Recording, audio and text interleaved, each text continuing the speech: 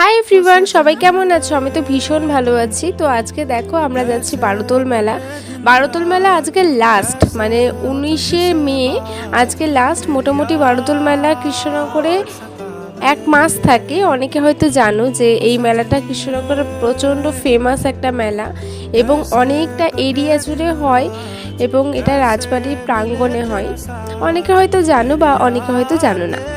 এরপর দেখো মেয়েদের প্রধান আকর্ষণ যেটা করে সেটা হলো এই কানের হার, চুড়ি, এইসবের দোকান। তো এখানে আমি অনেক রকম চুড়িগুলো দেখছিলাম, খুব সুন্দর ছিল, খুবই সুন্দর ছিল। তো তারপরে দু একটা পছন্দও হলো, কিন্তু এখান থেকে সেরকম নেওয়া হয়নি আর কি।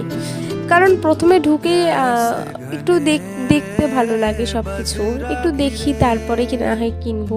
এরপর সামনের দিকে এগিয়ে এলেই দেখতে পাবো কৃষ্ণনগর রাজবাড়ি। এই ভিতরটা মোটামুটি মেলার প্রথম 3 দিন